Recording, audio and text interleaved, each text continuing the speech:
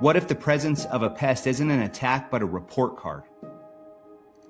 Yeah, soluble fertilizers for plants are like ultra-processed foods for people.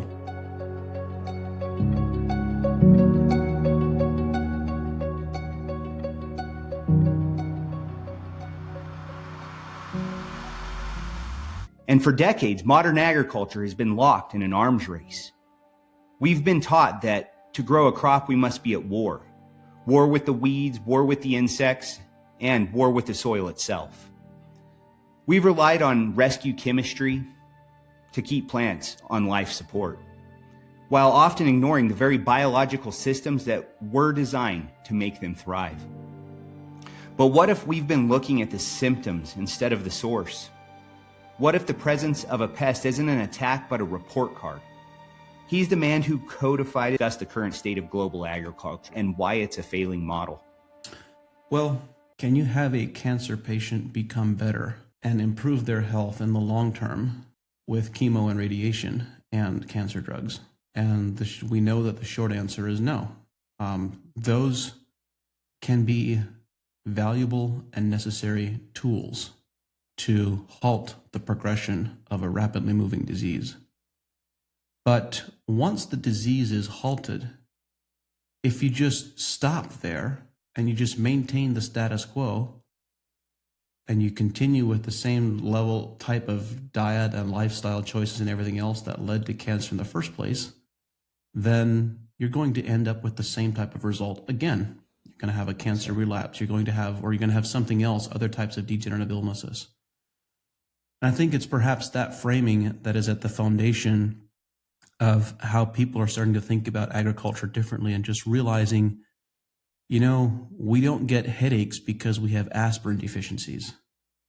And our crops don't have these chronic diseases, and we don't have these systemic chronic problems in agriculture because we have fungicide deficiencies or we have pesticide deficiencies. And that we have agriculture collectively and this contemporary model, it's sometimes when it's framed as organic or regenerative and people try to assign labels to it, then the label that gets assigned to what is modern agriculture is sometimes called conventional, but it hasn't earned the right to be called conventional. The current model of thinking and the model of agronomy that is being used has really only been in widespread adoption for about 70 years. It hasn't, and it doesn't have a particularly great track record of success. It has a great track record of success if you look at it purely from a yield perspective of improving food production. But if you look at it from a sustainability perspective, true sustainability, long-term sustainability, it fails abysmally in multiple dimensions. And poor crop health equals poor human health, correct? Yeah, that's one of the contributing factors to why we have this epidemic of public health crisis and obesity and all these degenerative illnesses. But sure. So I chose to no longer call it conventional agriculture. I call it contemporary agriculture.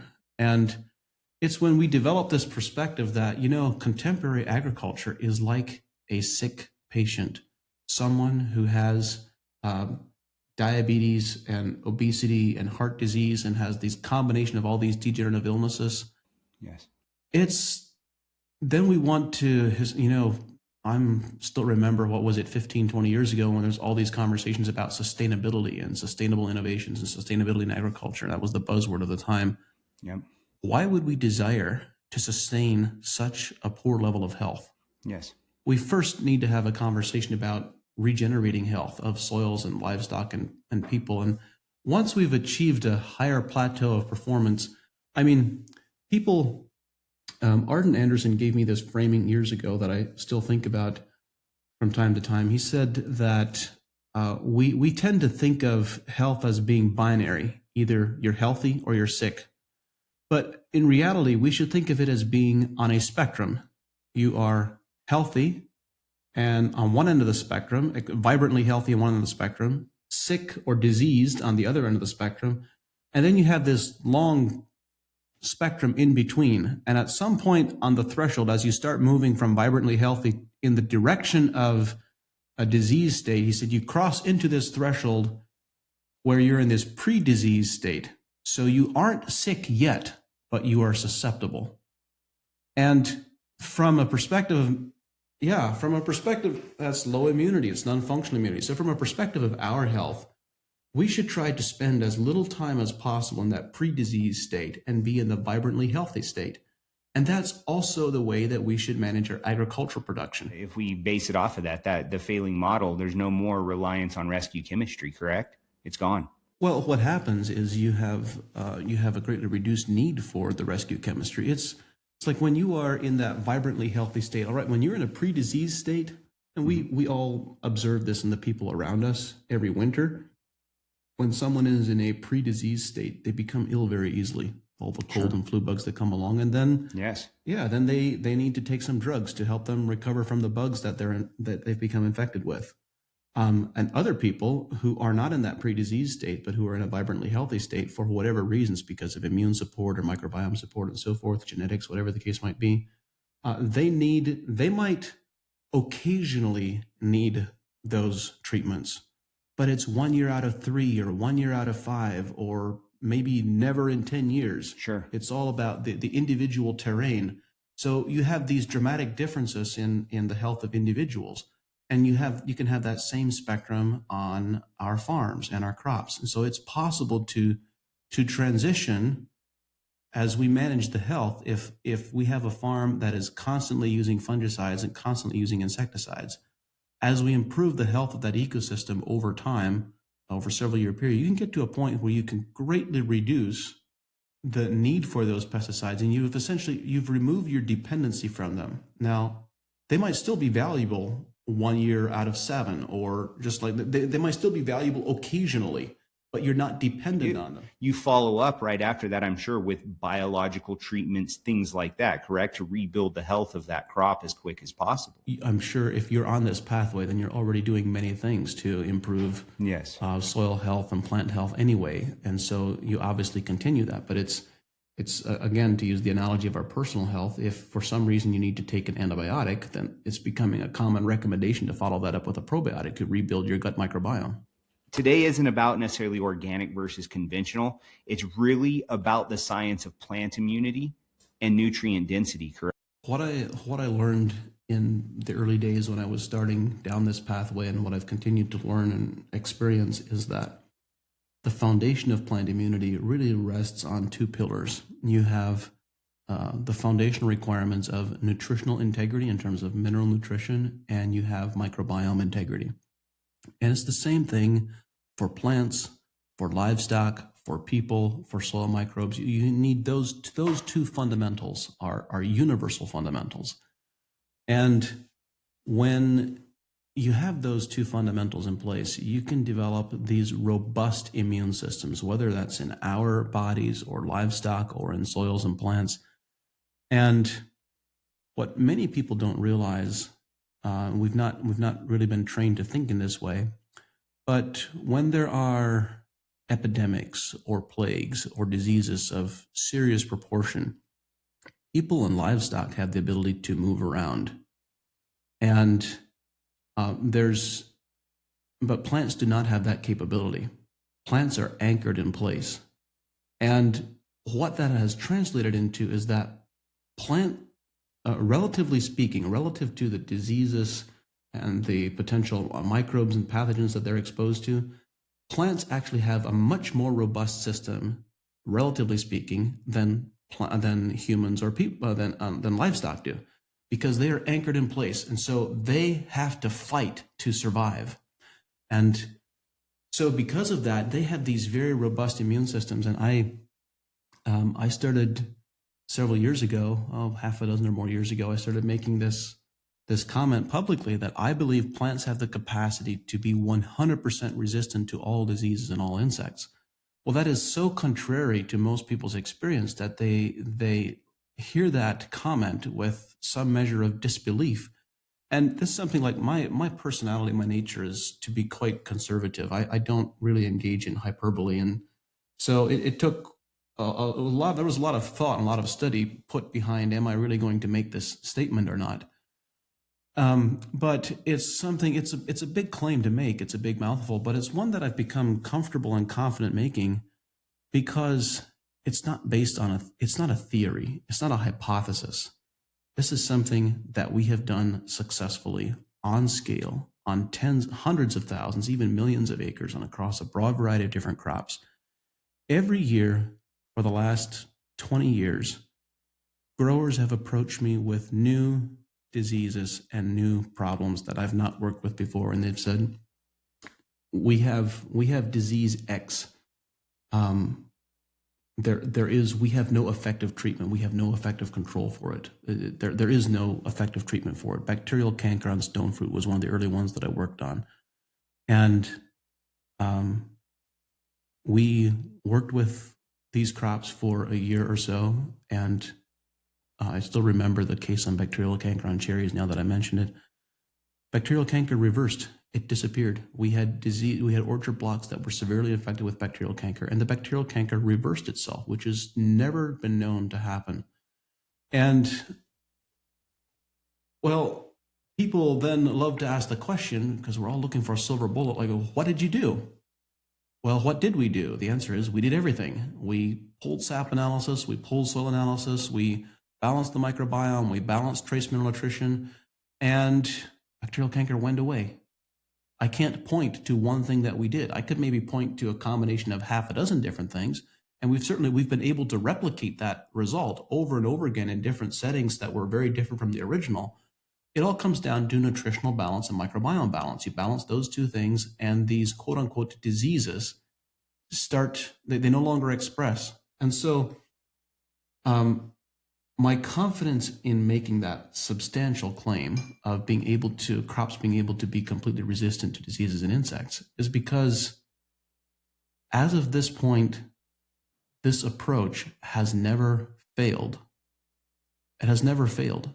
No one has come to us with an incurable disease, and we've taken this approach and failed to have success. And you do that enough times. We've done it usually several different disease and crop combinations every year for the last 20 years, and you develop some degree of confidence when everybody else, if every year you treat something that everyone else says is impossible and you consistently do the impossible, you soon get the idea that the impossible isn't so impossible after all. The problem with soluble NPK, and I know you can jump all over this one, if you would explain why high salt water soluble fertilizers often turn off a plant's natural immune system and relationship with soil biology. Both. I could talk about both of those topics for an hour. So, in short, plants have this very close symbiotic relationship with the soil biology and the soil microbial community, given the opportunity to do so. But this relationship is an exchange that the plant controls. The biology doesn't control it. The plant transmits the signals. The plant is required to engage, and it dictates the relationship. When the plant is given large amounts of free soluble nutrients, then it tells the soil microbes, I don't need you. I don't need to invest sugar energy in facilitating a relationship with a biology that is going to bring me phosphorus and nitrogen and potassium and a whole host of other elements, because I already have plenty. I live in a luxury environment. I don't need biology. That's what happens when you apply a row starter solution at planting. And then, of course, that luxury environment of those luxurious free nutrient ions, particularly in the case of phosphorus and potassium, starts to fade away and disappear over time. And nitrogen, of course, is often applied in abundant amounts to make sure that that doesn't happen. But so that is kind of the one level of the answer to your question. And then there is the other aspect, which is I frame this conversation. I've started just having this discussion in the context of electrolyte nutrition versus microbial nutrition. If you want to shut down the soil microbial community, and if you want to shut down the plant's microbial interactions, not just within the soil environment, but inside the plant itself, this will maybe make a slight diversion here. We're now coming to understand that within our own bodies, we have I forget the exact number, but something like 10 times more bacterial cells than we do human cells. The same concept also is true of plants. Plants are colonized by endophytes, bacteria, microalgae, fungi that live throughout the entire plant structure. They live on the leaf surface. There is no location on or in the plant that is not colonized by these associated endophytes. Plants have the ability to signal to the microbial community, I need more of X and less of Y, or they can selectively absorb manganese and zinc and copper, and they can reject excessive levels of aluminum, for example, or sodium or chloride, as long as the plant system is not overloaded with excess electrolytes. The moment you give the plant excessive levels of electrolytes, it loses its ability to self-regulate. It loses its ability for homeostasis of nutrient absorption. And that means all of a sudden the plant starts absorbing excessive levels of certain nutrients and deficiencies of others. And so this is really a signal, like how many times do you walk out into the forest and you observe plants that have severe nutritional deficiencies? Not very often. And there's all kinds of arguments that people would like to make about the relative productivity or nutrient removal of a forest versus agricultural soil. But the bottom line is the reason you don't see those nutrient deficiencies is because you have this very close plant and microbiome signaling, and the plants are able to maintain nutrients through this homeostasis process. They self-regulate up and down, just like we self-regulate our body temperature. Well, you destroy the plant's ability to self-regulate its nutritional integrity when you give it excessive electrolytes. Your common electrolytes in plants and soils, which can easily become excessive, are chloride, potassium, soluble magnesium, nitrogen. Did I miss one? I think those are the major ones. Oh, sodium, of course. Sodium is kind of the obvious one. So when you think about what that means, if you give a plant large levels of, I'll use nitrogen as a discussion point, although the other electrolytes are also be true for them. If you give a plant a large dose of electrolytes, several things happen. One is it no longer needs the soil biology to deliver nitrogen, so it stops feeding soil biology. But secondly, you also have destroyed that plant's ability to self-regulate. So you've destroyed you shut down the communication system, and you have destroyed the homeostasis capability. So now you have put that plant into a state of dependency for the rest of its lifespan, or for the rest of that season, where it is now dependent on an ongoing diet of soluble nutrients. So you could, in many ways, say that you have created a dependency on an ultra-processed foods diet, and then you wonder why the plant has obesity and diabetes and needs drugs to recover. That's exactly right. And at the end of the day, that's what's happening in so many situations, right? The NPK is dumped on, the crops are dependent on it. It's like a drug addict, and they don't stop. The soils don't stop, the plants don't stop until you can reverse that, get it back to the way it should be. Healthy, thriving microbial communities in the soil that's self-regulating, mining the nutrition that's needed as the plants call for it. Yeah, soluble ionic nutrients for soluble fertilizers for plants are like ultra-processed foods for people. Yeah. The passive versus active plant. Let's discuss the difference between a plant that is spoon-fed nutrients, right? So that would be, again, going back to that soluble, right? Versus a plant that is actively mining the soil through root exudates. Let's talk about that a little bit. Passive versus active plant. Oh boy, this is a fun one. So the concept of passive immunity versus active immunity is essentially a rethinking of the disease triangle. So most everyone's familiar with the disease triangle. You have the combination of a susceptible host, the appropriate environment, and the presence of a pathogen. And I would suggest that we haven't thought deeply enough about what it means to be a susceptible host and what is an appropriate environment. The usual thinking is that if you have a particular plant, a crop, let's say you have an apple tree, and And if you have scab presence in the ecosystem, in the environment, the simple fact that the apple tree is an apple tree means that it is inherently susceptible. That's usually as far as the thinking goes. Well, we know that that's not true. And it's not just because of genetics. You can have some resistant varieties, you can have susceptible varieties, but you also have susceptible varieties that have been provided with very good nutrition that are completely resistant. And so as we started looking at what was happening with plant physiology and how plants were interacting with their microbiome, we observed kind of two different states of immunity. The one state of the passive immunity is simply a function of mineral nutritional balance. This is at the bottom of the plant health pyramid, the first two levels.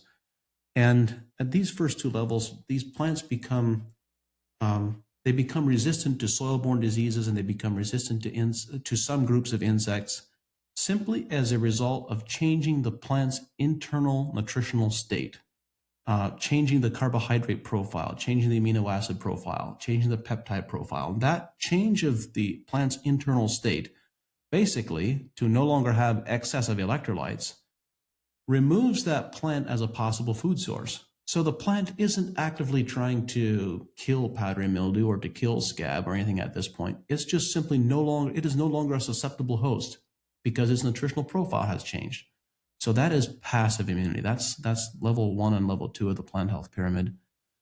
But then the second half, level 3, level 4 of the plant health pyramid, is when the plant switches to active immunity. And in active immunity, there's some interesting things that happen here where plants now start getting the majority of their nutrition from microbes, from this, they're absorbing live microbes from the soil, moving them into the plant.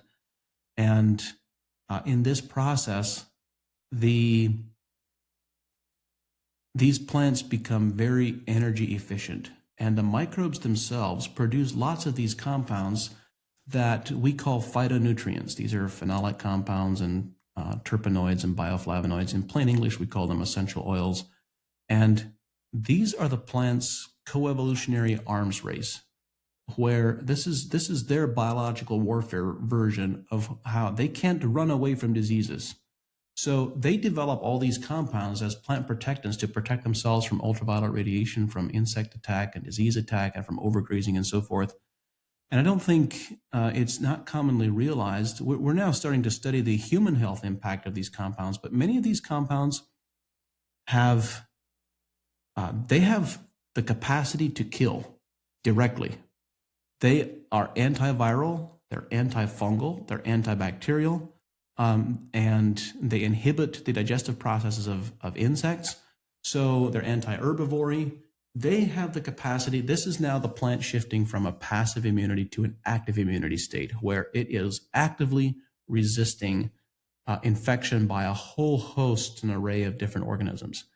And some of these compounds, or some of these plant essential oil combinations, are so potent. There was a couple of years ago, a study was published on cinnamon oil for the control or the treatment of antibiotic-resistant Staph aureus. So we now have staph in hospital environments, which is resistant to multiple types of antibiotics, different groups of antibiotics. They studied cinnamon oil extensively. They're now using cinnamon oil as a cleaning agent in some of these environments. Cinnamon oil, so each of these antibiotics has usually one specific mechanism or mode of action against staph. Cinnamon oil has over 300. Do you think Staph aureus is ever going to become resistant to cinnamon oil? No way. Highly doubt it. Too many compounds, too many different mechanisms, too many different modes of action. Cinnamon oil is just one that, what we do know that it is very potent, but it just happens to be much more studied and much better studied than many of these other compounds. The reality is a tomato plant or a corn plant also produces these exact same compounds. Only when they're healthy, though, correct? When it has the proper, exactly. Yeah, when they have proper nutrient density. There's certain things that have to be there. No, that's interesting, and that's really how they mine. They mine what they're needing, right? Those exudates in the soil are saying, "Hey, I need this. I need this nutritional piece to my diet. Please provide it to me," or whatever that may look like. But the reality is, then those plants are uptaking that nutrition building very, very healthy, biosystems, not only in the soil, but also plant defenses on the plant, all in one, not to mention increasing Brix levels, things like that, correct? I mean, it's the whole gamut. Well, the bottom line, the driver of this whole system is the plant's photosynthesis engine. The plant regulates what happens with the soil microbiome. The plant vectors its own microbiome inside the seed and hopefully on the seed if it hasn't been nuked with fungicides and insecticides and everything else. Yep. And so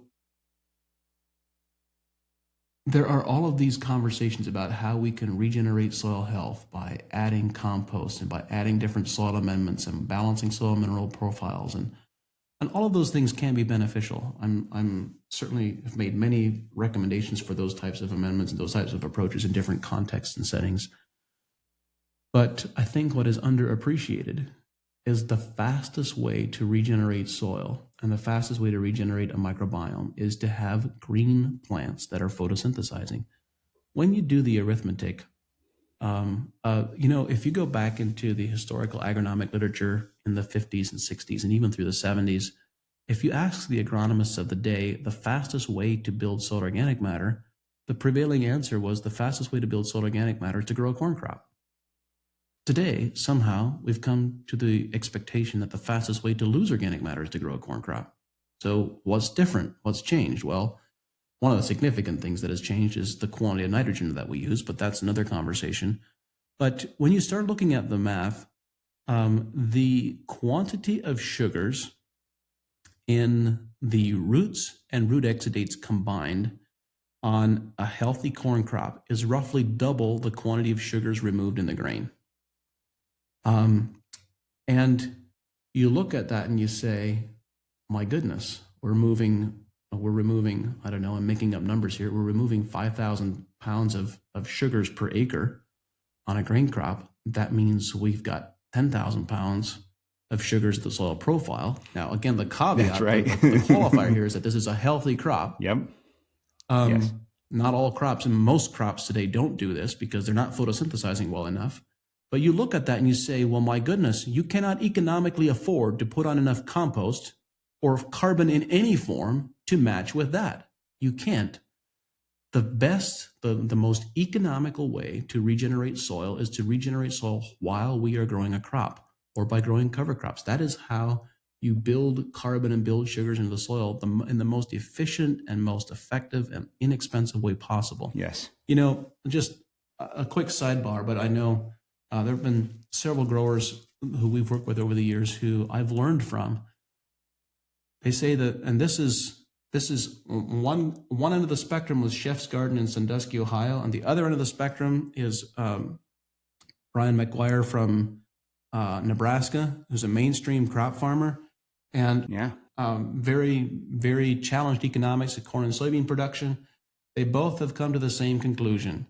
The conclusion is that you must treat your cover crops like a cash crop. They fertilize their cover crops and they foliar feed their cover crops because if they have figured out that if they put, I don't know, I'm making up numbers here, but if they put $10 worth of nutrients and foliar applications into that cover crop, that will be returned 10 times to 20 times to 50 times over in the nutrients that are contained in that cover crop biomass and in the root exudates for the following crop. So their cover crops are an accelerator where they can put on 10 pounds of nitrogen on a cover crop and have that cover crop contain 60 pounds of nitrogen because they've accelerated its growth and its vegetative biomass to such a degree. And they've both figured out, and there's many other farmers that have figured this out as well, is that fertilizing cover crops is the least expensive way of adding fertilizer into the ecosystem because you get this disproportionately larger response in available nutrients for the following crop. Absolutely. Absolutely. And I think that's great that you say that. And that's what's exciting about it is if you can grow a crop there, right? A cover crop, whatever that may be. And at the end of the day, you're fixing, like you said, you got $10 of fertilizer costs and you're putting 60 or 50 in your pocket because it's costing, you're getting 60 out of it. I mean, think about it. At the end of the day, price wise, not only that poundage of nitrogen being put into the system, all of those things out where we're at, a lot of people have a hard time growing cover crops, John. And I'm going to be honest with you. Because of moisture levels. Yep, I get it. Yeah. And so we run into a lot of furrow irrigation, things like that. I mean, we're in a high desert. Let's be honest, right? But you're using furrow irrigation. How much sense does that make? It's hard. I know. And that's the way the system's designed at this point. That's the hardest part, right? It's fed out of the Gunnison Tunnel and a few other ways, a few other water tributaries. And I agree with you. It's really tough. So at the end of the day, if the guys that we're seeing that are actually planting cover crops on their soils, the regeneration portion happens at a much more rapid pace at the end of the day. Yeah, well, and it also helps you deal with irrigation water quality issues as well. I don't know if that's an issue for you, but if it is, that will help with that. Well, and then not only that, but the guy that can take in more photosynthesis on their fields or the guy that's going to win, right? That's the farmer, that's the producer, that who can capture more light energy over an acre of ground is going to be the guy that grows more production, healthier crops, all of those things. Would you agree? Well, yes, I would agree. That's very true in the long term, and we need to figure out. I shouldn't say we need to figure it out because many people have already figured it out. But we need to describe how that is possible, not just in the long term, but also in the short term. I mean, there's been far too many conversations, as far as I'm concerned, about this regenerative model of agriculture being, we'll grow cover crops and we'll rebuild soil health and we'll get better crop results in 5 years. Yeah. Well, that doesn't work economically. Particularly not in the current macroeconomic environment. And so what needs to happen is, and this is something we've obsessed over for the last 2 decades, is what are the agronomic recommendations that can start guiding us in a different direction, a state of less dependency, and that produce and deliver immediate economic crop response, immediate as in current year, or in the case of cover crops, subsequent season, subsequent year. There has to be an immediate ROI. And if it doesn't deliver an immediate ROI in the current marketplace, you can't expect people to adopt it. That's right. They can't lose money. And there's only, these farms, they can't. And that's the thing is they have loans, they have, payments to make. You do run into a few of those ranches and a few of those farms that at the end of the day, if you look at it, they might have other sources of income that they want to do this to their land, correct? But you can't have that lag. You have to be able to show a return on investment immediately. Yeah, the pieces that I would say depends a little bit on how you define immediately, but our experience has been that the single greatest ROI and most immediate ROI is seed treatments, microbial inoculant seed treatments. We have a product called BioCoat Gold that costs $4 an acre to apply on corn and soybeans. And the ROI, as you can imagine, the ROI threshold there is very small. And the crop response that it produces, what is interesting about BioCoat Gold is its consistency of response, that it responds it produces a yield response the majority of the time. It doesn't, but there's lots of microbial inoculants that produce tremendous responses some of the time. But what we really need is product performance consistency. So the applications that we've found to be consistent performers are seed treatments, well-designed foliar applications, and then in some settings, in some contexts, treating your cover crop as a cash crop for the following crop also carries a substantial ROI. Isn't that how nature works? I ask the question sometimes because I want to really understand things from a first principles perspective. And I ask the question, how did we get to this place in agriculture? How did we arrive here? And because a lot of this knowledge of how to do things differently was prevailing knowledge, and there were many pioneers and voices in the 40s and 50s and 60s who said, hey, we need to go down a different pathway. But we ended up not going down a different pathway than the one we've gone down. And then I wanted to understand why. And I'm of the persuasion that the foundational reason why we've gone down this pathway that we have in agriculture is because of our intellectual property protection framework. You can patent a pesticide that has a specific mechanism or mode of action. You can patent a GMO. You can patent all types of different intellectual property. You can patent one particular bug, one particular microbe to treat one particular disease. You know what you can't patent? You cannot patent or you cannot protect the intellectual property of having a consortium of 20 or 30 different microbes that in concert with each other produce an interesting effect. And yet that's how natural ecosystems actually work. And so we have all of these various products that are there are developed specific mechanisms, specific modes of action, or specific microbes for specific problems. But what we should be doing is we should be using broad spectrums. We should be using consortiums and groups of microbes, because that is how natural ecosystems actually work. And I'm of the persuasion that if there were an intellectual property protection framework to protect that, we would have gone down a very different pathway 60 years ago. We wouldn't have, if there were a pathway for protecting crop genetic improvements other than GMOs, we probably wouldn't have GMOs. So how do microbes act as the engine that pushes the plant up these levels? We're talking back again about your plant health pyramid. Well, I'm trying to think of how to compress this long conversation down into a few minutes. The simple framework is that we have been taught in mainstream agronomy for the last half century or longer that plants primarily absorb nutrients as soluble ions from the soil solution, where we have calcium ions and magnesium and sodium and nitrogen ions in the soil solution, and plants absorb those. And we're now coming to understand that, well, first of all, it is true. Plants do have the capacity to do that. After all, that's how hydroponics works. And if we depend on that model of plant nutrition, that hydroponic model, for our agricultural nutrient delivery, then how much sense does that make, particularly in the environment that you're in, Brandon, in a dryland environment? Why would you rely on a fundamentally hydroponic model for a dryland environment agriculture? It makes no sense, because what happens when you either A, have too much water, or B, you have too little water? Your water-soluble nutrients are either diluted or unavailable. And over the last, this has been knowledge that actually has been around a long time. There were pioneers who pointed it in this direction. But the knowledge has really accelerated in the last 20 years, the realization that there is another model of plant nutrient absorption.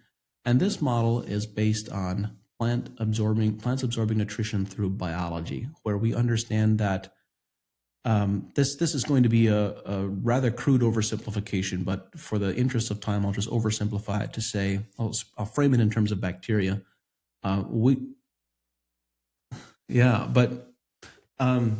frame it in terms of bacteria are bags of nutrients.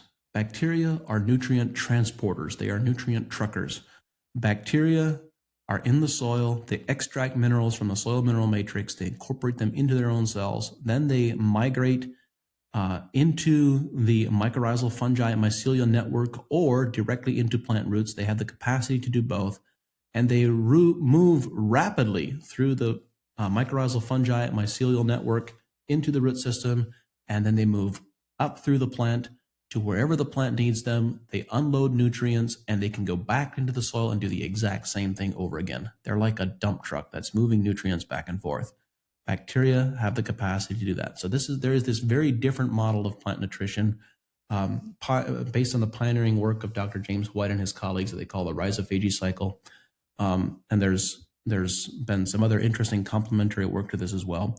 But the short version is that this model of biological delivery of plant nutrients, we are coming to understand can also deliver the large majority of crop nutrients, even in high-yielding agricultural environments.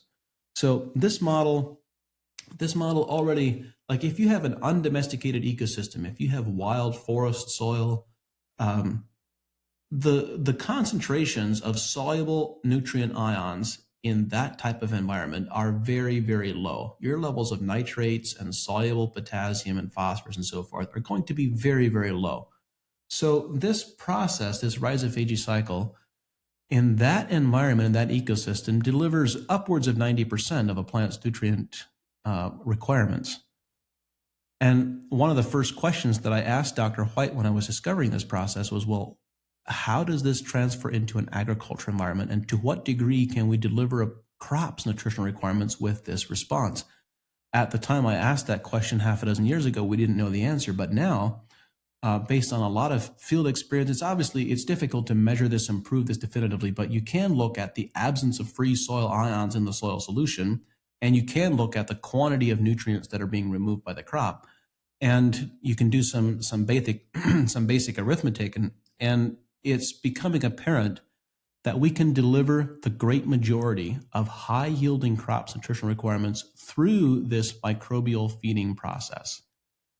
And when that happens, these plants become very robust. They have very robust immune systems because I find this intriguing. You know, when you start really studying the plant and the plant microbiome, after a while, it becomes difficult to tell where the plant ends and the microbiome begins. We have all of these different compounds, such as plant hormones. We call them phytohormones. And we have these plant secondary metabolites that we call phytonutrients. Oh, but as time goes on, one by one, we discover that perhaps, in fact, the biology is synthesizing the majority of each of those compounds. Perhaps it's biology that's synthesizing the majority of phytonutrients and not just the plants alone. Like we know, we have this entire group of bacteria that we call PGPRs, plant growth promoting rhizobacteria. Why? Because they synthesize phytohormones such as cytokinins and feed them to plants to change the plant's behavior and to change the plant's expression. It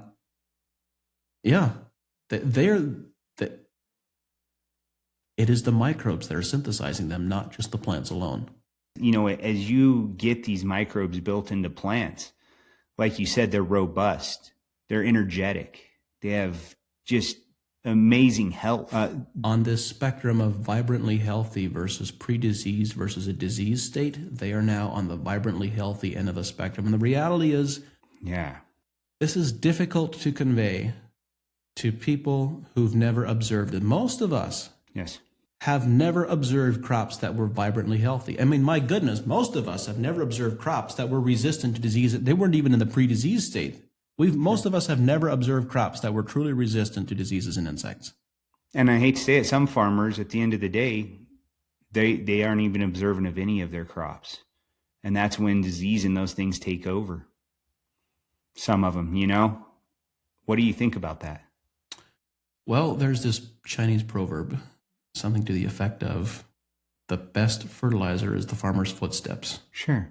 And I think us being in the field and being observant, I don't work with many farmers who aren't out in their fields. I mean, the people that we work with are out there; they're paying attention. Yes. So I don't have the experience of the comment that you made, but the reality is, it is our presence and our observation in the field that is fundamental to determining or to influencing our degree of success in whatever pathway direction we're going down.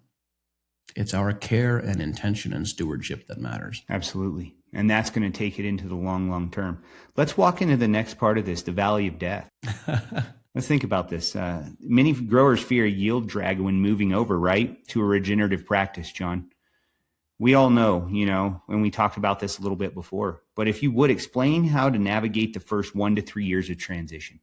If you could lay that out, I think that's the most important part, John, because I think that's what's holding some of these guys back. The art and the science of regenerative agronomy that delivers an immediate ROI is figuring out how to navigate providing an on-ramp for biology and biological nutrition while simultaneously providing an off-ramp for electrolyte nutrition. That's it. That's the fundamental bottom line, is figuring out how you balance those two pieces. And I'll frame it in terms of nitrogen management on a corn crop, because that's a common crop and a common scenario that people can easily relate to. You can adapt the information to all types of other contexts. Perfect. So traditional nitrogen management. Let's just say, for the sake of discussion, that in a particular given region, soil type, crop, rainfall patterns, and so forth, that it's common to apply 200 units of nitrogen to a corn crop, the majority of that being pre-plant. Perhaps it's fall applied, perhaps it's spring applied, but it's all applied either at planting or before planting. That type of environment, you've shut down any opportunity for microbial collaboration with that plant, because you have this abundance of free nutrients and free electrolytes in the soil solution.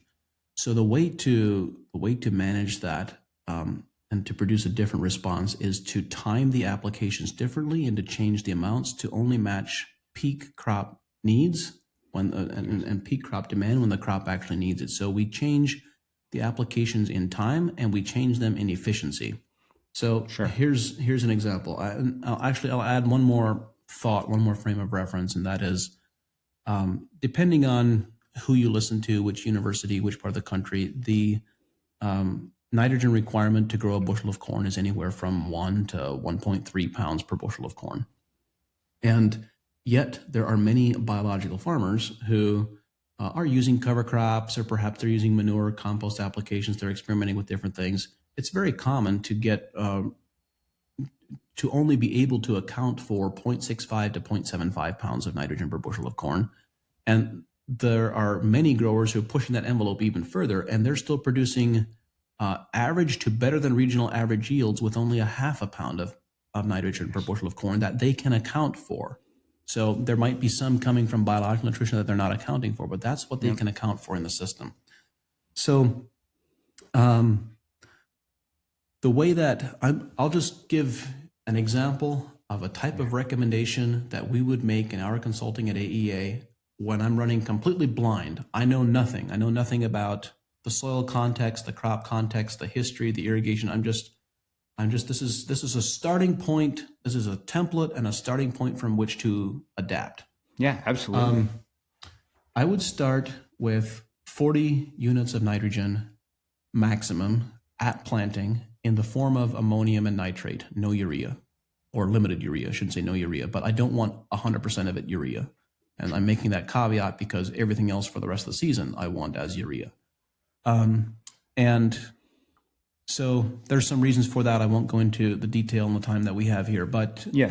Then I want to add, and that nitrogen is ideally applied at planting or before planting. Sure. And I want it off to the side of the seed, not in the furrow. Preferably it can be strip tilled. It can be in a 2x. I don't want it any closer than a 2x2. I would prefer it even be farther away than a 2x2, but that's the closest I want it to be. And I want that, we've put together what we call a nitrogen efficiency program. People can find it online, but the short version is we combine that nitrogen with sulfate in some form, either ammonium sulfate or thiosulfate, whatever makes sense for the given application. We want a minimum of a 10-to-1 nitrogen to sulfur ratio. And then we also add humic substances, humicarb at 3% of the solution, and we add rebound molybdenum at a pint per acre.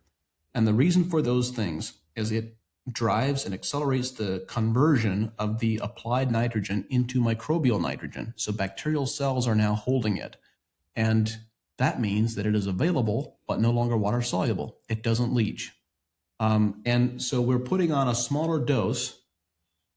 And my preference would be to put on less than 40 pounds. I would like to go down to as little as 10 to 20, but I'm not comfortable making that recommendation without more information and knowing what the history is and where the soil is coming from.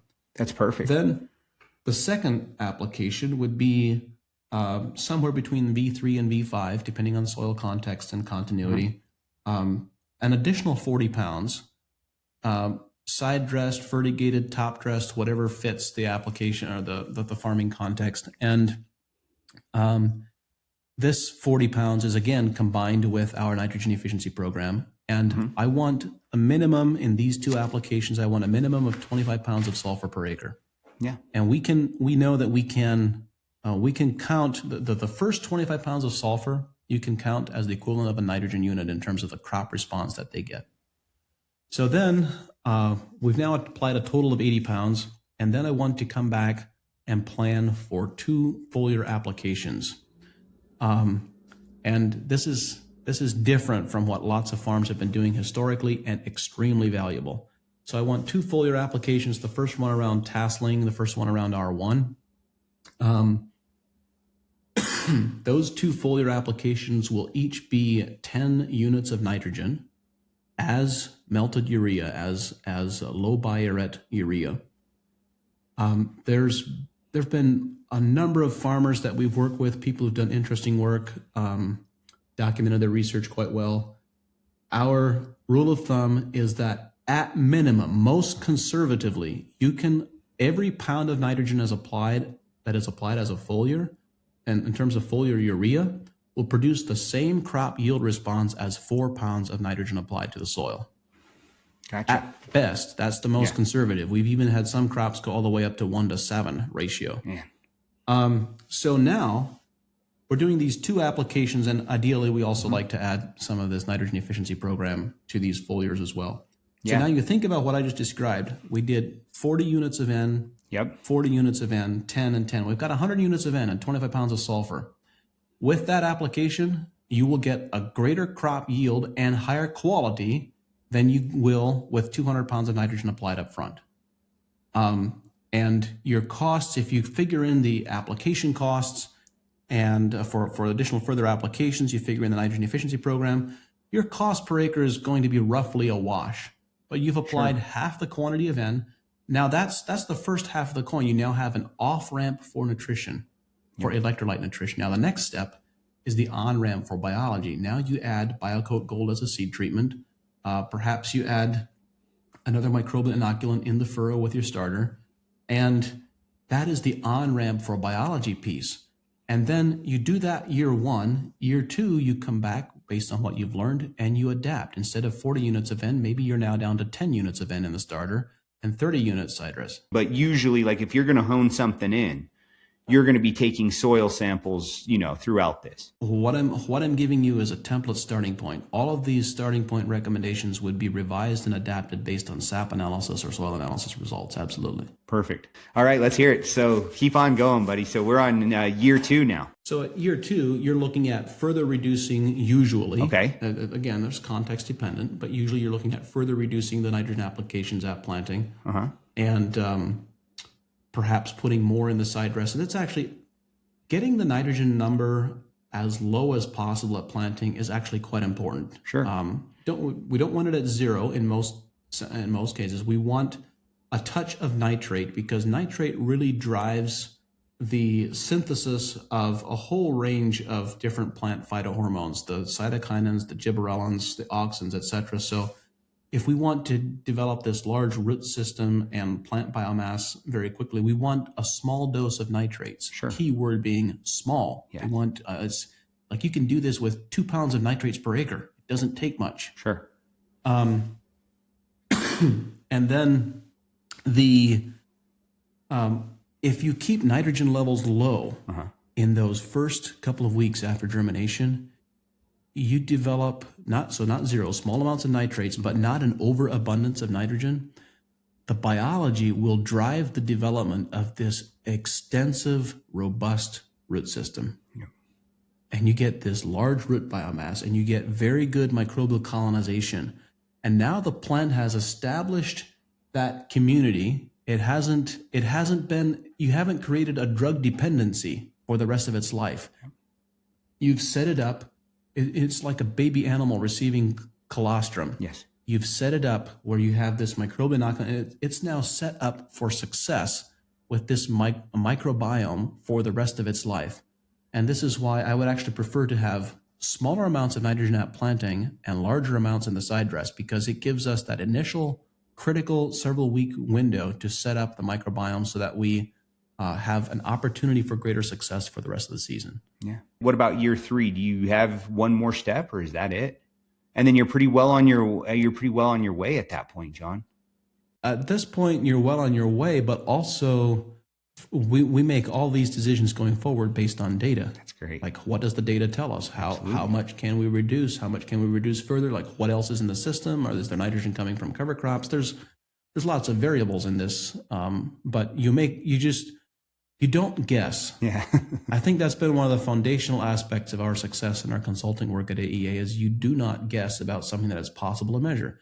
It is possible to measure a soil's ability to contribute nitrogen. It's possible to measure a crop's nitrogen status. And so you don't guess. And it's because of that. This, you asked me, you started this question by asking me about the valley of death.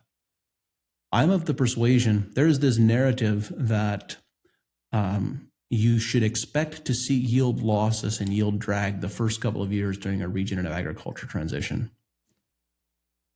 I vehemently disagree. If you do, it is not the result of regenerative agriculture. It's the result of poor agronomic management decisions. Mm-hmm. I'd have to agree 100% with you on that. Might take some time to set up the entire system, but the bottom line is the ROI is going to be back in your pocket and you're going to be making more money as a producer. And that's really where the money should be going, if you ask me. You know, at the end of the day, to farmers, to producers, to ranchers, the ROI starts going back in the right person's pocket. Well, when you think about all the less money that you're spending on nitrogen, spending on nutrients, now in the first couple of years,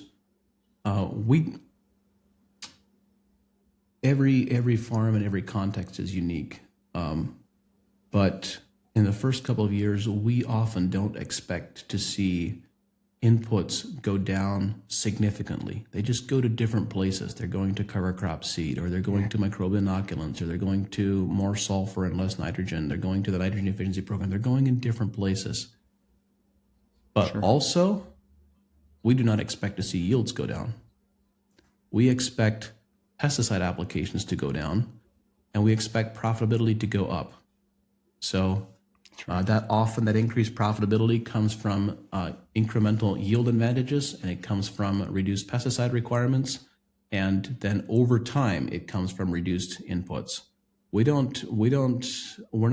I'm not particularly aligned with low inputs year one. Look, there is no other industry. There is no other place outside of agriculture and regenerative agriculture where you have this idea that you can save yourself successful. Don't save yourself successful. It's in how do you make the smart and wise investments, particularly in a transition period. And that's what all those are. Cover crops, biological inoculants. It's all an investment at the end of the day. These aren't things that are going to be here this year and then gone next. You know? I mean, when it comes down to it and you start to put inputs onto a farm. And that's one of the things we talk to, the growers we work with and the ranches we work with. It's the same thing. Hey man, if you're going to spend this money, are you going to put, like you said, cover crops on and gain 60 or 50 pounds, right? What are you going to do? Correct.